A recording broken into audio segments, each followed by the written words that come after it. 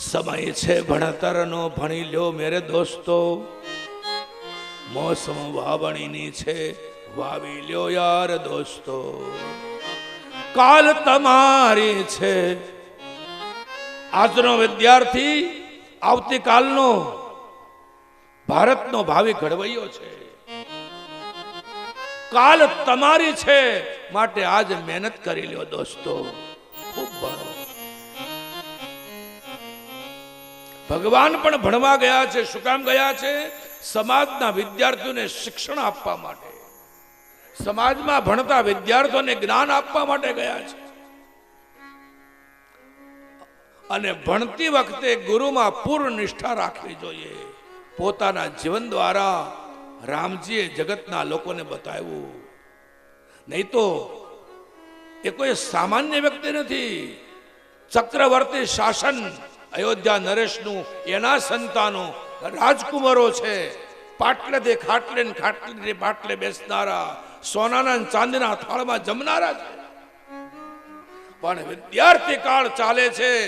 એક પત્રાવળીમાં જમે, 4 વાગ્યામાં ઉઠે, સંધ્યા વંદના કરે, બ્રહ્મ યજ્ઞ કરે, નિત્ય તર્પણ કરે, ગુરુજી માટે યજ્ઞ કાષ્ઠ લેવા જાય. યજ્ઞ કાષ્ઠ લઈને આવે, ગુરુજીના ચરણોમાં બેસે ને પછી એને નાસ્તો મળે.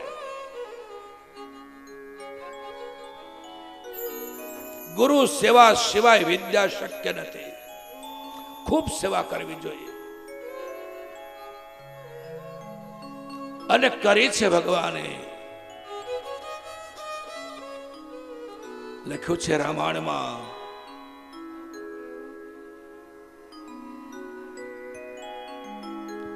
ગુરુ ગૃહ પઠન ગયો રઘુરાઈ.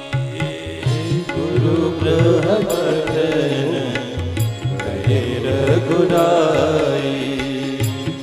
અલ્પકાલ વિદ્યા પાઈ. અલ્પકાલ વિદ્યા પાઈ. ગુરુ ગૃહ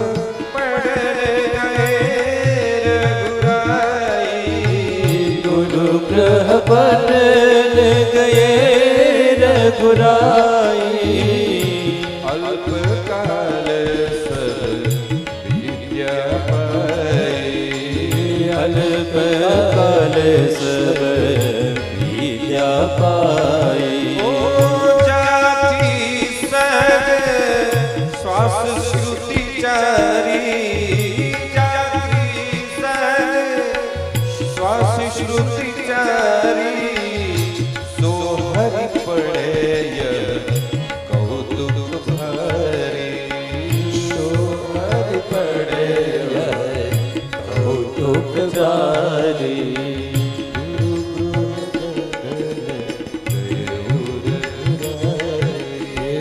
ગુરુ ગૃહ પઠન ગયે રઘુરાઈ. અલ્પકાલ સવ વિદ્યા પાઈ. 64 પ્રકારની કલા, દરેક કલામાં નિપુણતા મેળવી ચારેય ભાઈઓએ શસ્ત્ર અને શાસ્ત્ર બંને વિદ્યા પ્રાપ્ત કરી તુરંત અવધમાં આવી ગયા.